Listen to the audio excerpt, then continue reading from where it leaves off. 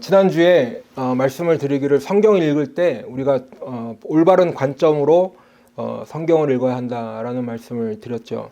그게 굉장히 중요하다. 성경을 읽고 그것을 나에게 적용시켜서 또 나에게 적용시킬 수 있어야 우리가 은혜를 받을 수 있는데, 그럼에도 우리는 성경을 읽을 때 어떤 좋은 예나 아니면 믿음의 사람은 나와 연결시키기를 즐겨하지만 어떤 나쁜 예 아니면 불순종의 사람들, 이런 사람들은 굳이 나와 연결시키지 않고 다른 사람을 떠올린다, 이런 말씀을 드렸습니다. 그렇게 되면 사실은 우리가 은혜 받기가 참 힘들어진다는 말씀도 드렸죠. 이번 주 본문, 오늘 읽은 본문도 사실은 좀 그런 관점이 좀 비슷한데, 특별히 오늘 본문은 우리가 이제 이 성경이 쓰일 당시의 내용, 본문 내용, 그래서 그 당시에 사람들이 하나님의 말씀을 듣고 적용하는 것과 또 오늘을 사는 우리들이 이 똑같은 말씀을 읽었을 때 그 말씀을 듣고 또 적용하고 해석하고 하는 부분은 구분할 줄 알아야 되는 거죠. 이것은 사실 성경 본문을 해석하고 적용하는 문제이다, 이렇게 말씀을 드릴 수 있을 텐데, 성경에서 말씀하려는 이 진의를 우리가 잘 깨닫고 또 적용하는 것이 오늘을 사는 우리들에게 매우 중요하다, 이런 말씀을 드릴 수 있겠습니다. 조금 전에도 읽었습니다만은 오늘 신명기 20장은 1절부터 시작해서 쭉 보시면 이제 전쟁에 나가서 적군과 싸울 때 어떤 자세로 임해야 되는가, 또 전쟁을 할 때 결국에는 그 상대를 진멸해야 된다, 또 승리했을 때 어떤 전리품이나 또 포로 이런 어떻게 다루어야 하는가 등을 쭉 말씀하고 있는 것이요. 그러니까 전쟁에 관한 것이 오늘 20장 안에 이렇게 포함이 되어 있다 하는 것입니다. 그런데 조금 전에도 말씀을 드렸지만 이 당시 말씀을 들었을 하나님의 백성들, 이스라엘 백성들과 오늘 이 말씀을 읽는 우리들이 이 적용을 잘 해야 된다고 말씀드리는 이유는 왜 그래요? 우리는 지금 전쟁을 하고 있지 않기 때문이죠. 물론 지금도 뭐 세계 곳곳엔 전쟁터가 있고 이렇게 나가서 싸우는 군인들도 있고 하지만 대부분의 사람들은 전쟁은 사실은 우리 머릿속에서는 좀 먼 이야기잖아요. 그렇죠?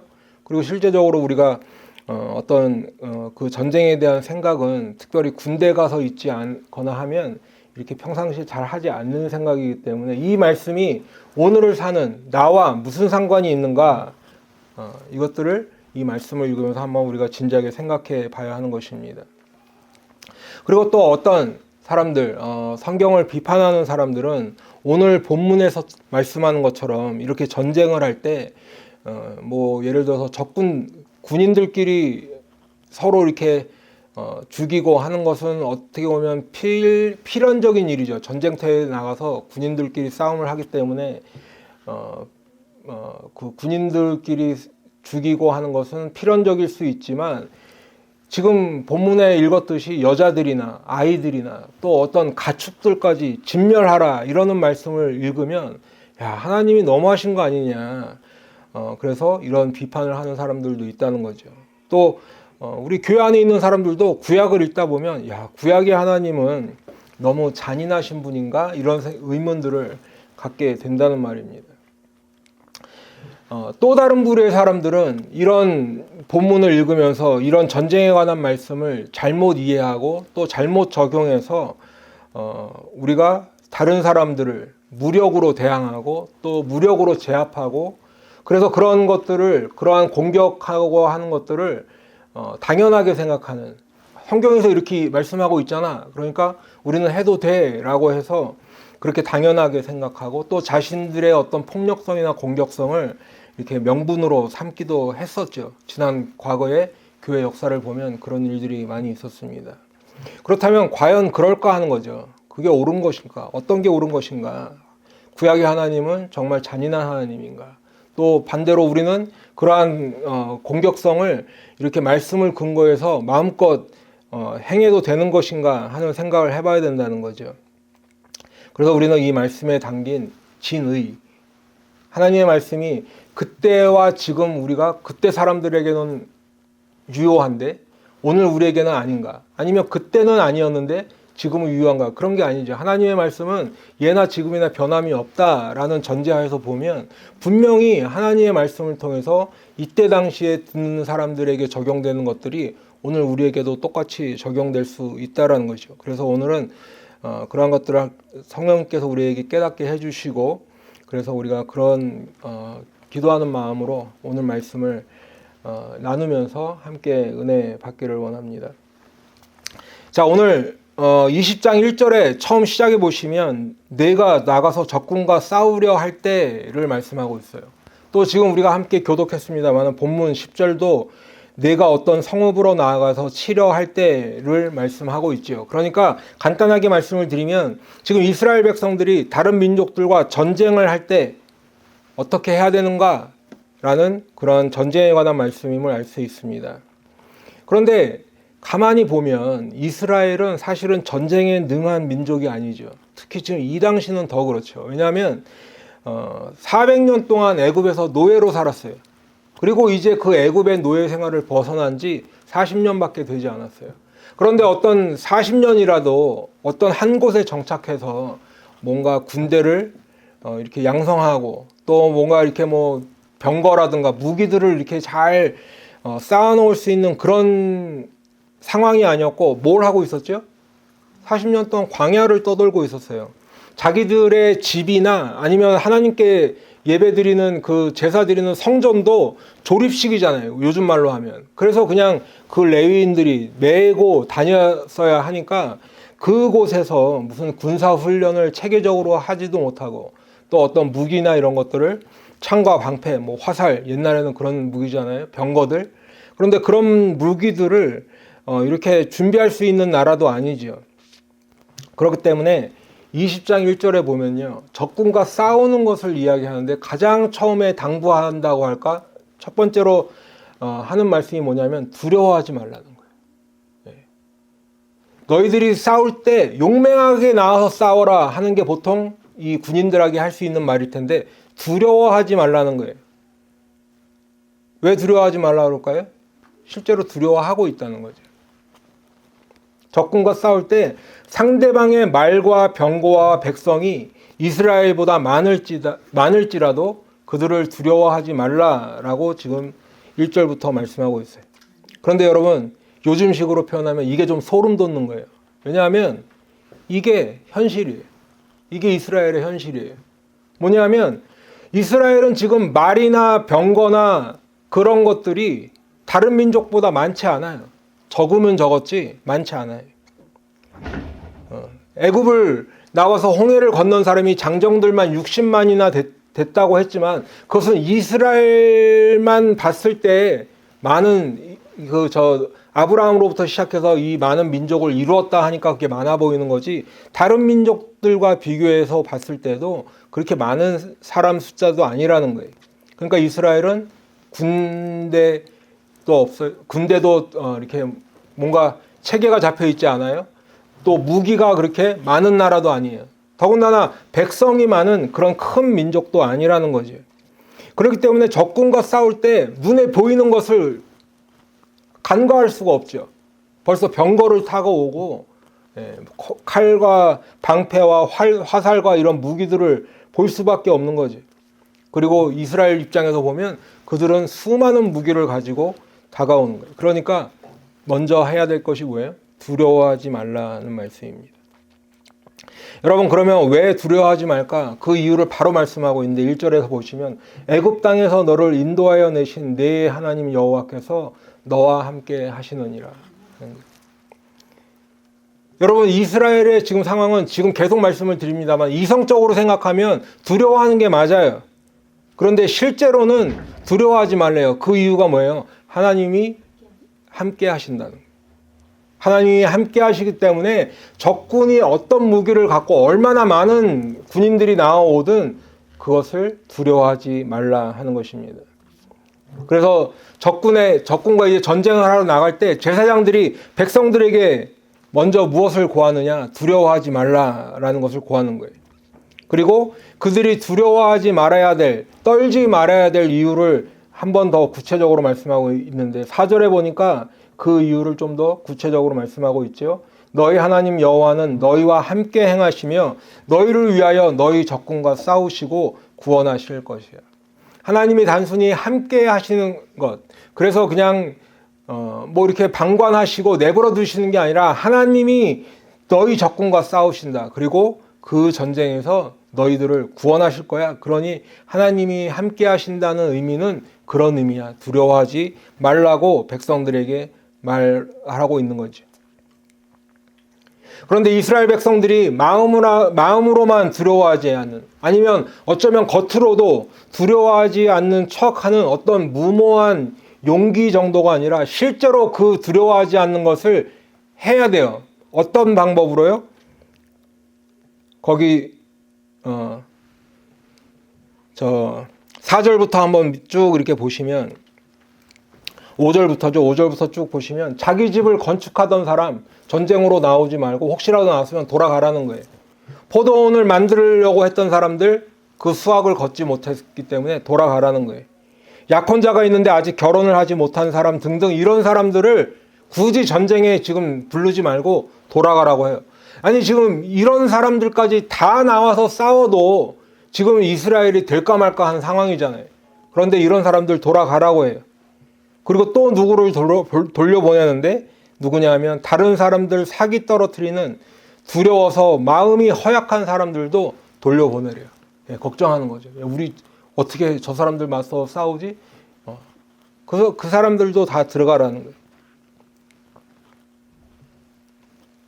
그러니까 사실 이스라엘 입장에서 보면 두려워하지 말라고 했는데 이런 사람들 저런 사람들 다 돌려보내니까 가뜩이나 무기도 또 군대도 확실하게 갖춰져 있지 않은데 군인들의 숫자까지도 적어지니까 사실은 어떻게 보면 훨씬 더 두려워할 수 있는 상황이다. 그런데 성경은 계속해서 두려워하지 말라 하는 것입니다. 그리고 나면 이제 오늘 본문에 읽은 10절 말씀으로 돌아오는데 실제로 이제 심각하게 전쟁을 해야 되는 그런 상황이 다가오는 거죠. 그런데 그때 서로 다른 두 민족을 대하는 이스라엘의 두 다른 방식을 지금 오늘 본문에서 말씀하고 있습니다. 먼저는 약속의 땅 가나안 외의 지역에 사는 민족들, 그 나라들과 전쟁을 할 때, 그 사람들과 전쟁을 할 때는 가서 먼저 화평을 선언하라고 말씀하고 있어요. 화평을 선언하는 거예요.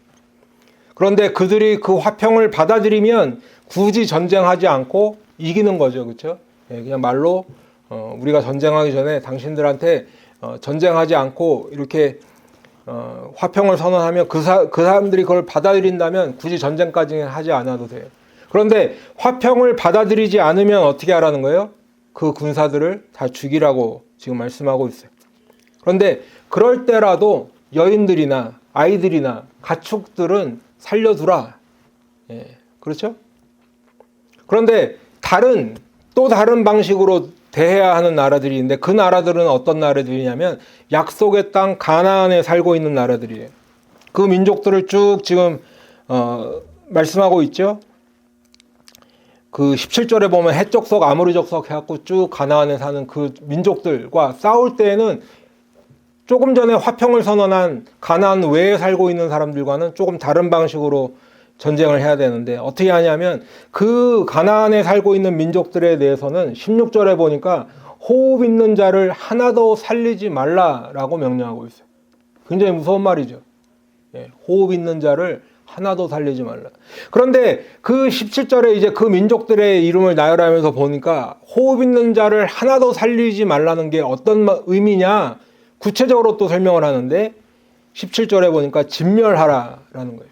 그리고 진멸하는 그것이 바로 하나님의 명령이다라고 말씀하고 있는 거죠. 사실은 어떻게 보면 굉장히 잔인하면서 또 엄격하면서 그렇게 보이는 말씀입니다. 여러분 그러면 왜 그들에게는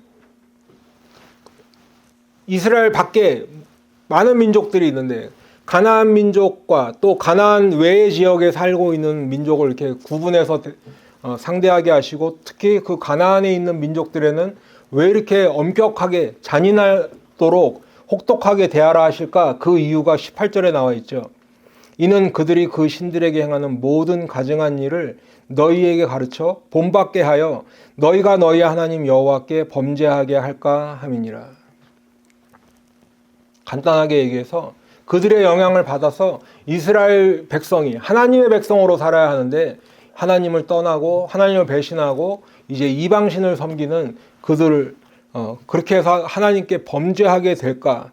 그것 때문에 그들은 다 진멸하여서 하나도 살려두지 말라라고 말씀을 하고 있는 것입니다.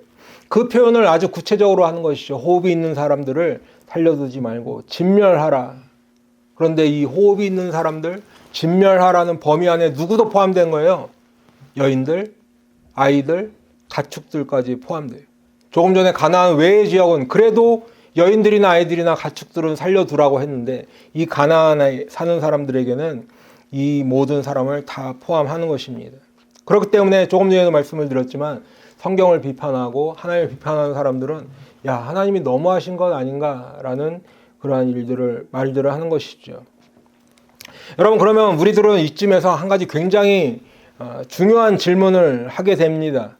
무슨 질문이냐면 오늘 이 말씀을 전쟁에 호흡이 있는 자들을 살려두지 말고 이 진멸하라는 이 말씀을 오늘을 사는 우리들은 과연 어떻게 받아들이고 해석하고 적용해야 할까 하는 질문입니다. 여러분, 우리가 비록 총칼을 들고 전쟁터에 나가지 않는다고 해도, 그래서 이 싸움이 만일 영적 싸움을 의미한다고 해도 우리들은 그러면 다른 사람들을 진멸해야 할까? 그렇게 해석할 수 있죠. 예를 들어서 우리가 복음을 전했는데 그들이 받아들이지 않는다면 과연 우리들은 모든 불신자와의 관계를 끊고 그렇게 살아야 될까? 여러분, 어떻게 생각하십니까? 우리가 그 질문에 답하기 위해서 오늘 말씀을 읽고 잘 이 말씀을 한번 묵상해 보면 오늘 이 본문 말씀 안에 흐르는 몇 가지를 중요한 사항들을 우리가 발견할 수 있는데, 첫 번째는 뭐냐면 하나님은 이 땅에 존재하는 모든 것을 지으신 창조주 하나님이시다라는 것입니다. 두 번째는 모든 인간은 죄인이다라는 것이. 세 번째는 따라서 하나님은 죄인을 심판하신다. 이 세 가지 사항이 오늘 말씀 가운데 쭉 흐르는 그러한 것입니다.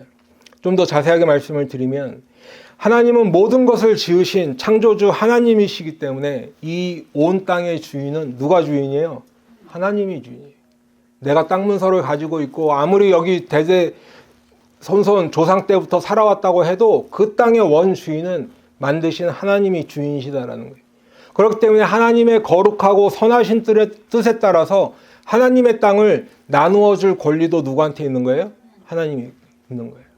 그러니까 하나님이 약속하신 그 땅을 이스라엘 백성에게 주시는 것입니다. 그런데 두 번째는 모든 인간은 죄인이다라고 말씀을 드렸죠. 그렇기 때문에 모든 인간, 저와 여러분을 포함하는 우리 모든 인간은 화평의 선언이 필요하다는 거예요. 예. 나는 괜찮고 너가 필요한 게 아니라고 말씀을 드렸죠. 예, 우리가 성경을 읽을 때 그것이 먼저 나에게 적용이 돼야 된다고 말씀을 드렸는데, 저와 여러분 모두가 화평의 선언이 필요하다는 거예요. 누구로부터 오는 화평의 선언이에요? 하나님으로부터 오는 화평의 선언이 필요하다. 왜? 우리가 다 죄인이기 때문에. 그리고 하나님은 죄인을 심판하시는 하나님이시기 때문에 모든 죄인은 하나님의 심판 아래에 있다는 거죠. 하나님의 심판 아래에 있다는 것은 언젠가 우리가 다 하나님의 심판을 받을 날이 있다라는 거예요. 한 사람도 예외 없이. 그렇기 때문에 오늘 성경이 그 표현을 호흡이 있는 모든 사람은 진멸당하게 되어 있다라는 것을 말씀하고 있는 것입니다.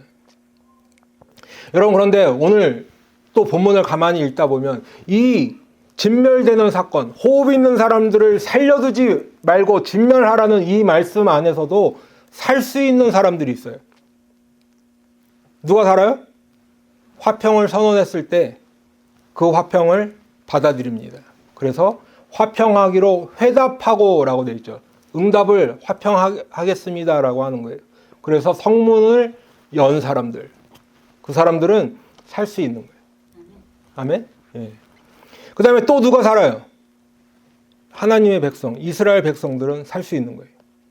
그런데 성경을 가만히 보면 아무리 이스라엘 백성, 하나님이 택하신 백성이라도 그들도 살기 위한 조건이 있는데 뭐예요?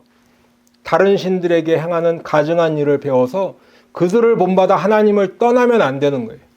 이스라엘 백성이라도 우상을 섬기게 되면 안 돼.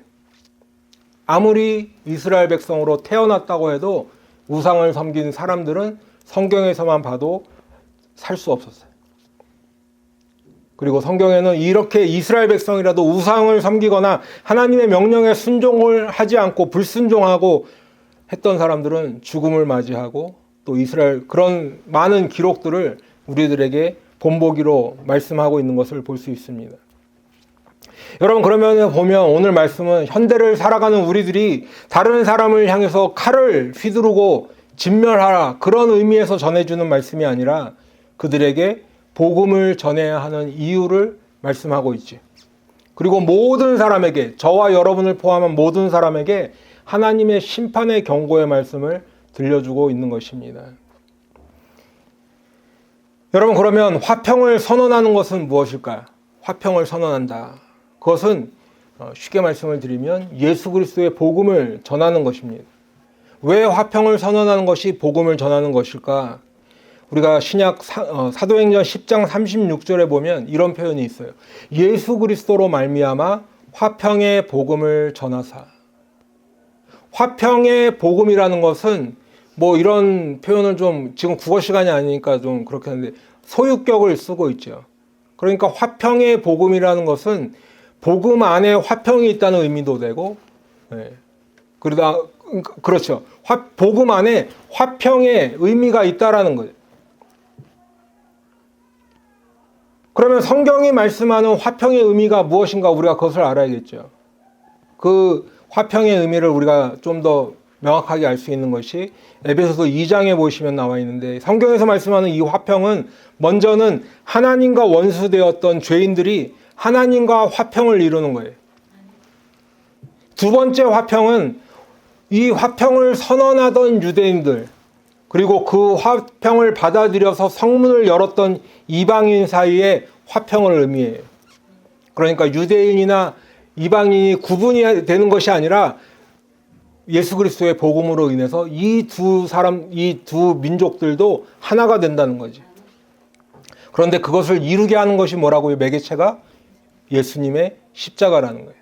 그래서 에베소서 2장 16절로 18절을 읽어드리면, 또 십자가로 이 둘을 한 몸으로 하나님과 화목하게 하려 하심이라, 원수된 것을 십자가로 소멸하시고 또 오셔서 먼 데 있는 너희에게 평안을 전하시고 가까운 데 있는 자들에게 평안을 전하셨으니, 이는 그로 말미암아 우리 둘이 한 성령 안에서 아버지께 나아감을 얻게 하려 함이니라. 먼 데 있는 사람들, 이방인을 의미하죠. 화평이 전해졌어요. 가까운 데 있는 우리들, 뭐가 전해져요? 똑같이 평안을 전해지는 거예요. 그런데 이 둘이 하나가 되어서 성령님으로 인하여, 예수 그리스도의 십자가로 인하여 하나님께 나아가는 거예요. 하나님과 원수되었던 우리들이 하나님과 화평을 이루게 된다는 거죠. 그런데 이 화평을 받아들이지 않는 사람들은 어떻게 돼요? 오늘 본문에서도 보시면 진멸당하는 거지. 그리고 화평을 전한 이스라엘 백성이라도 하나님을 배반하여서 이 사람들의 섬기던 그 신을 따라 하나님을 배반하고 우상을 섬긴 사람들은 똑같이 진멸당하게 되는 거예요. 그들도 죽게 되는 거예요. 무엇을 의미합니까?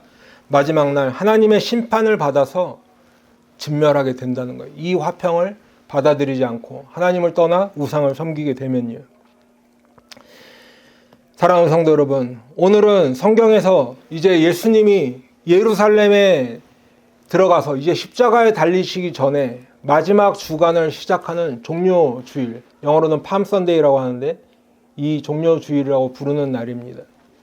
예수님이 이제 나귀를 타고 예루살렘에 들어가시는데 그 모습을 보고 많은 아이들과 많은 사람들이 그들의 겉옷을 예수님 앞에 깔고 또 종려나무 가지를 흔들면서 호산나 다윗의 자손이여 찬송하리로다, 주의 이름으로 오시는 이여 가장 높은 곳에서 호산나 외쳤던 그런 날입니다. 그리고 예수님은 이 한 주간 이제 성전을 청결하게도 하시고 또 제자들과 함께 유월절 식사를 하시기도 하셨죠. 우리가 그 그림도 보잖아요. 그렇죠? 유월절 만찬의 그 그림도 보듯이 그러한 일들을 이제 한 주간 동안 행하셨다는 거예요. 그리고 이제 12제자 중에 하나였던 가룟 유다에게 의해서 로마 군인들에게 팔리는 그런 일들, 또 십자가에 달려 돌아가시는 일이 이번 주간에 있게 됩니다. 여러분, 십자가에 달려 죽는다라는 것은 유대인의 관점에서 보면 최악의 저주예요. 최악의 저주. 왜냐하면 우리가 이제 다음 주 21장에서 말씀을 드릴 텐데, 그때 21장 마지막에 보시면 나무에 달린 자는 하나님께 저주를 받은 자라고 성경이 말씀하고 있기 때문에 그래요. 나무에 달렸잖아요. 십자가에 죽었다는 것은. 그런데 그냥 저주가 있다는 게 아니라 하나님께로부터 저주를 받았다는 거예요. 저주 중에 저주인 거죠. 최강도의 저주를 받게 되는 거예요. 그러니까 유대인들은 십자가다, 나무에 달려 죽었다는 것은 아주 그냥 있으면 안 되는 그런 일이에요. 그런데 이것이 유대인들의 관점에서만 최악이 아니라 헬라인들, 좀 그래도 지식이 있고 철학적으로 높은 이런 위치에 있다고 하는 이 헬라인들이 보기에도 최악의 형벌이에요. 로마인들은 입에 꺼리는 것조차 금지되었던 말이 십자가라는 말입니다. 그런데 이 헬라인들이 철학적으로 아주 높은 위치에 있던 이 사람들이 그런 십자가에 달린 예수님이 우리를 구원한다고? 말도 안 되는 소리예요. 이 헬라인들이 볼 때는. 그렇기 때문에 고린도전서 1장 23절에서는 이렇게 말씀하고 있죠. 십자가에 달린 예수님을 바라보면서 유대인에게는 거리끼는 것이요 헬라인에게는 미련한 것이다 라고 말씀하고 있어요. 너무나 당연한 거죠. 그리고 이제 종료주일날 예수님 예루살렘에 입성하시는 그 예수님을 맞이했던, 호산나 찬송하리라다 했던 그 사람들조차도 불과 며칠 후에 예수님이 십자가에 달려 돌아가신다고 상상도 못했을 거예요. 왜냐하면요, 바로 이 종료주일 얼마 전에 예수님이 아주 놀라운 사건 하나를 베푸셨는데, 그게 뭐냐면 죽은 나사로를 살리신 일이에요. 이미 무덤에 장사 지내서 몸에서 썩은 냄새가 나는 그러한 나사로를 살리셨죠. 그렇기 때문에 사람들이 모여들었어요. 왜? 아니, 분명히 우리가 장례식을 치른 나사로가 살아서 돌아다니는 거예요. 밥을 먹고. 그렇기 때문에 그 죽은 나사로 구경도 하고 그 죽은 나사로를 살리신 예수님도 만나보기 위해서 많은 사람들이 모여들었어요. 그렇기 때문에 아마 그 종료 주일날 호산나 찬송하리로다 외쳤던 사람들이 그 소문을 듣고, 또는 직접 그 나사로를 보면서 와, 예수님이 우리를 구원하실 분이구나, 호산나 뭐예요? 이제 우리를 구원해달라고 외치는 거죠. 그런데 그분이 불과 며칠 후에 그 저주받은, 입에 언급되는 것조차 망설여지는 그 십자가에 달려서 죽으신다고? 상상이 안 되는 거예요. 여러분, 그렇기 때문에 실제로 예수님이 십자가에 달려 돌아가실 때 대부분의 사람들이 다 도망갔어요. 다 떠나갔어요. 예수님의 제자들도 다 떠나갔어요. 몇몇 그 예수님을 따라다녔던 예수님의 어머니와 그 몇몇 여인들 빼고는 다 도망갔죠. 예수님의 제자들조차.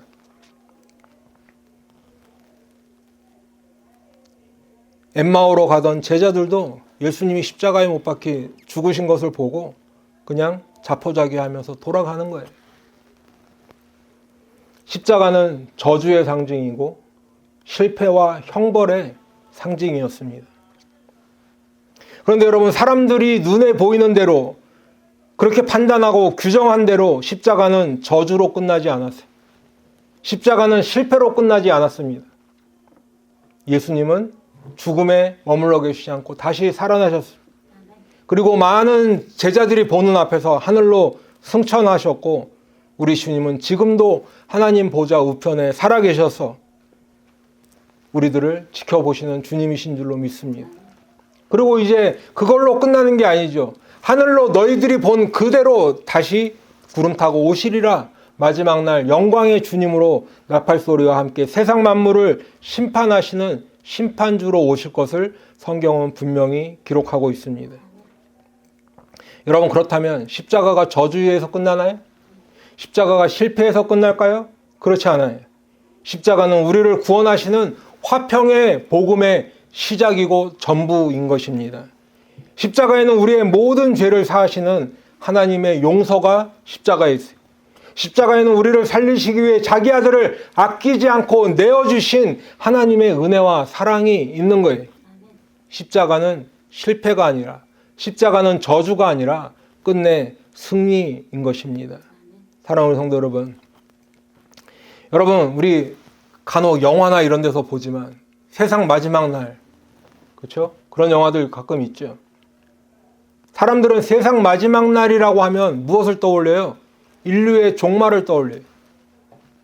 지구가 폭발을 하고 사람들이 다 죽거나 뭐 이렇게 돼서 인류 종말, 지구의 마지막 날을 떠올립니다. 그런데 성경에서 말씀하는 세상 마지막 날은 완전히 다른 날입니다. 그 날은, 성경에서 말씀하는 세상의 마지막 날은 하나님의 심판이 있는 날이고 동시에 하나님의 구원이 있는 날이라고 말씀하고 있습니다. 여러분, 그러면 어떤 사람들에게는 이 날이 하나님의 심판의 날이고 또 어떤 사람에게는 하나님의 구원의 날이 될까? 그것은 화평의 선언과 관련이 있다는 거예요. 여러분, 예수 그리스도의 화평의 선언을 듣고 그래서 그것을 받아들이고 바르게 응답하고 그래서 성문을 연 사람에게는 그 세상 마지막 날이 하나님의 심판의 날이 아니라 하나님의 구원의 날이 되는 줄로 믿습니다. 모든 사람이, 저를 포함해서 모든 사람이 자기 죄 때문에, 내 죄 때문에 하나님의 심판을 받게 되어 있죠. 그래서 죽어 마땅한 것이 우리들의 본분이라면 예수님이 십자가에서 이루신 그 화평의 선언을 받아들이고 성문을 열면 살 수 있다는 것이 성경의 선언인 것입니다. 그렇기 때문에 그 마지막 날이 바로 구원의 날이 되는 것입니다. 반면에 그 화평의 선언을 받아들이지 않을 수도 있죠. 그 사람들이 분명히 있어요. 그러나 그 책임은 누구에게 나오는 거예요? 본인이 져야 되는 거예요. 그 화평의 선언을 받아들이지 않으면 진멸당하게 되어 있다고 성경은 경고하고 있습니다. 왜 진멸당하게 되어 있어요? 내 자신이 죄인이기 때문에 그렇다는 거예요. 여러분, 하나님은 거룩하시고 공의로운 하나님이시기 때문에 죄와 가까이 하실 수도 없고, 그렇기 때문에 죄악을 멀리 하시고 모든 죄인들을 멸하실 수밖에 없는데, 나는 죄인으로 태어나서 모든 생각과 말과 행동이 죄를 짓는 죄인이기 때문에 하나님의 심판을 면할 길이 없지요. 결국은 내 죄 때문에 영원한 형벌을 받고 지옥에 가게 되는 것이 성경의 선언입니다. 그런데 하나님은 거룩하고 공의로우실 뿐만 아니라 사랑의 하나님이십니다. 그렇기 때문에 저나 여러분이 지옥에 가는 것을 기뻐하지 않으시고 그것을 원하지 않으시는 하나님이세요. 그렇기 때문에 하나님은 하나님의 방법으로 독생자 예수를 아끼지 않고 십자가에서 우리를 대신해서 죽게 내어주셨다고 성경은 말씀하고 있어요. 그리고 예수님은 실제로 종료주일 이후에 예루살렘에서 십자가에 달려 돌아가셨습니다. 우리들에게 화평의 선언을 하시고 그것을 모든 믿는 사람들에게는 멸망하지 않고 영생을 얻을 것이다 약속해 주셨습니다. 사랑하는 우리 성도 여러분, 계속 말씀을 드렸지만 오늘은 종료주일입니다. 이제 이번 주간은 고난주간입니다. 여러분, 그런데 우리가 한번 잘 생각해 봐야 되는 것은 우리가 이 고난주간에 예수님의 십자가를 생각할 때 단순히 예수님이 얼마나 아프셨을까 이런 거 초점을 맞추라고 예수님이 십자가에 달려 돌아가신 게 아니에요. 예수님이 내가 얼마나 많은 고통을 받고 십자가에 달렸을 때 얼마나 아팠는 줄 알아? 그것들 너희들 알아? 라고 그거 생색내라고 십자가에서 달려 죽으신 게 아니라는 거예요. 오히려 우리가 주님의 십자가를 생각할 때는 내가 얼마나 죄인인가, 내가 얼마나 악한 죄인인가를 떠올려야 하는 것입니다. 깨달아야 하는 것이, 도대체 나 같은 인간이 얼마나 악한 죄인이기에 나 같은 영혼 하나 살리시기 위해 하나님의 아들이 십자가에서 죽으실 수밖에 없는가? 그 하나님의 저주 참혹한 형벌을 받으셔서 죽으셔야만 했는가? 도대체 나란 인간은 어떤 악독한 죄인인가? 그것을 깨닫는 우리 모두가 되기를 축복합니다. 그렇기 때문에 여러분, 십자가의 의미를 생각한다는 것은 얼마나 아프셨나 그 동정하라는 게 아니에요. 도대체 나 같은 사람이 얼마나 죄인이기에 하나님의 아들이 십자가에서 죽으셔야만 할 정도로 그렇게 악한 죄인인가를 깨닫는 이번 주간이 되기를 축복합니다. 여러분, 예수님의 십자가는 실패가 아닙니다. 끝내 승리한 십자가인 것을 꼭 기억하시기 바래요. 왜냐하면 십자가에 살 길이 있고 십자가에 화평이 있고 저와 여러분이 살 길이 그곳에 있기 때문에 그렇습니다. 그리고 예수님의 십자가 화평의 선언에 반응하고 성문을 열어 그분을 맞이한 모든 사람은 마지막 날 하나님의 심판의 날에 진멸당하지 않는다고 성경은 말씀하고 있죠. 오히려 하나님의 구원의 은혜를 누리는 구원의 날이 될 것이라고 성경은 우리들에게 약속하고 있습니다. 이 사실을 꼭 기억하셔서 끝내 승리한 십자가의 은혜를 다 받으시고 그래서 예수의 이름으로 말미암아 하나님의 나라에서 주님 주시는 영원한 생명을 다 누리는 저와 여러분 다 되시기를 예수님의 이름으로 축복합니다. 기도하겠습니다.